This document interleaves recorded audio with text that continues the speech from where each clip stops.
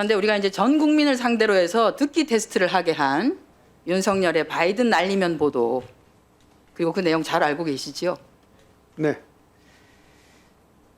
바이든 날리면의 발언 당사자는 당시 외교부 장관이 아닌 대통령이어서 굳이 정정 보도 소송을 하려고 하면 대통령실에서 하는 게 맞았겠죠. 네. 그런데 외교부가 나선 것은 어찌 보면 대통령실로부터 팔 비틀려서 대리 소송에 나선 것 아닌가 그렇게 생각하는데 동의하십니까?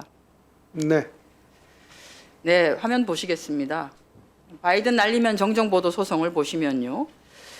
소송 대리인 선임과 관련해서 외교부는 유관기관의 제안에 따른 것이라고 서면으로 답변을 했는데 이 유관기관은 대통령실이죠?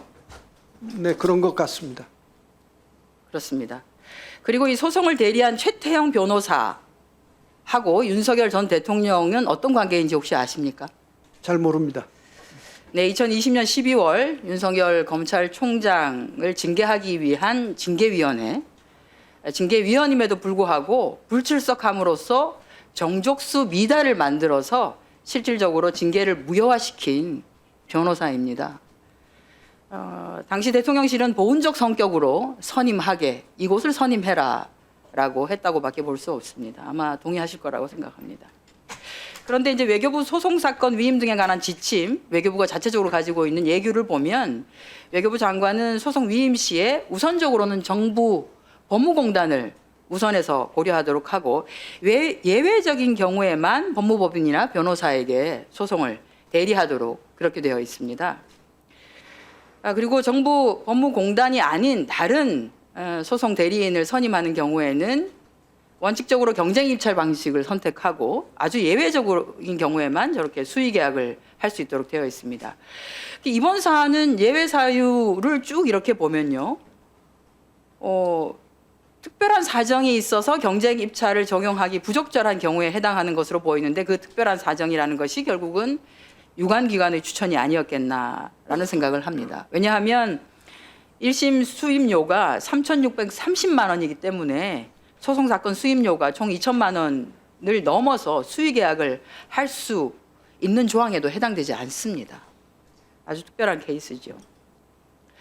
그리고 그간에 있었던 외교부 소송 비용 현황을 이렇게 보면요. 지난 5년 동안 외교부가 유일하게 언론사를 상대로 한 소송은 이 바이든 날리면 관련 소송입니다.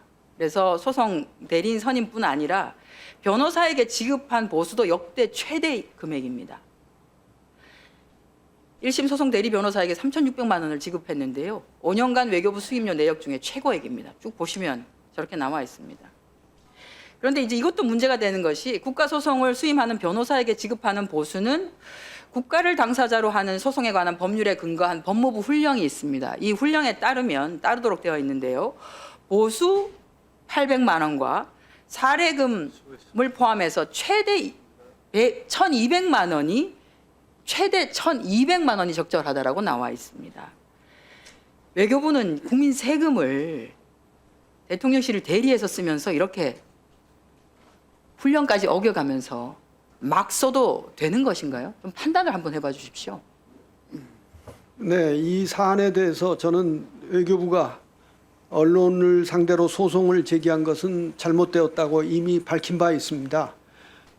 사실 어느 직원이 자발적으로 이런 일을 했겠습니까?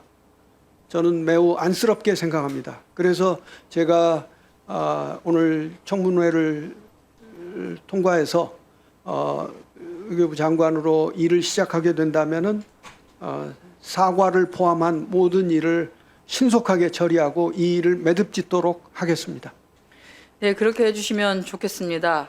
왜냐하면 1심 판결 결과를 보면요. 감정 불가라는 의견에도 불구하고 MBC가 허위 사실을 적시함으로써 원고인 외교부에게 피해를 입혔다면서 정정보도 청구를 인용했습니다.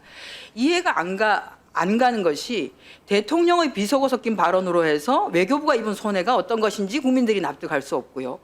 감정 불가인데 어떻게 저것이 허위 사실을 적시했다라고 하는 것인지도 이해할 수 없고요.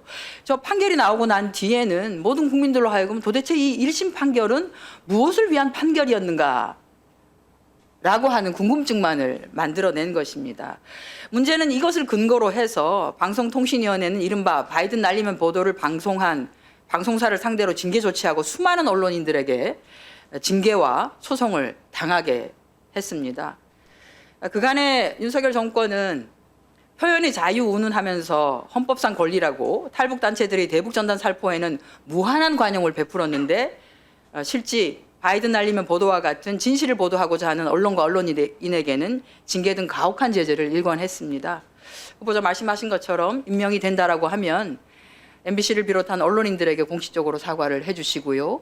대국민들에게도 이런 것으로 불편함을 끼친 것에 대해서 외교부 수장이 되신다면 반드시 사과를 해주시기를 바랍니다.